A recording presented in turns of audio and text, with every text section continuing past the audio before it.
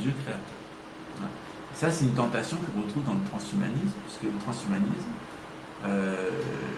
Yuval Harari, dans son livre Homo Deus, vous explique que grâce aux nanorobots, on va pouvoir modifier l'ADN humain et l'ADN de tout ce qui existe sur Terre, et qu'on va devenir des dieux créateurs.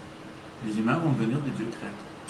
Alors, à l'origine, Enki, ou elle, dans la Bible, avait envisagé cette possibilité pour Adam et Ève.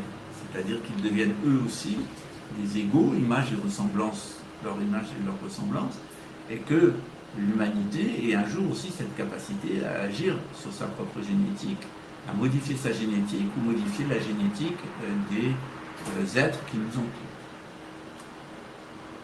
Or, il y a deux manières de modifier la génétique. La première, c'est comme fait Jésus. Jésus, il est rempli d'esprit, d'électromagnétisme, il pose sa main sur les personnes, il répare l'ADN des personnes et les personnes guérissent. Voire, il ressuscite les morts. C'est plutôt une réanimation, ce n'est pas la même résurrection que celle de Jésus. Il y a deux sortes de résurrection, la résurrection de Lazare, la résurrection de Jésus. La résurrection de Lazare, c'est une réanimation. La résurrection de Jésus, elle est d'un autre ordre, métaphysique.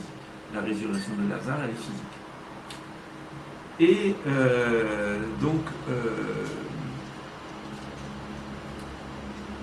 il y a la possibilité pour l'être humain, au terme de son apprentissage et de son évolution, j'allais dire, mais plutôt de sa progression vers la conscience, de devenir lui aussi un Dieu créateur. Donc soit il peut le faire par des moyens spirituels, c'est ce que fait Jésus, soit il peut le faire par le bas, par des moyens techniques.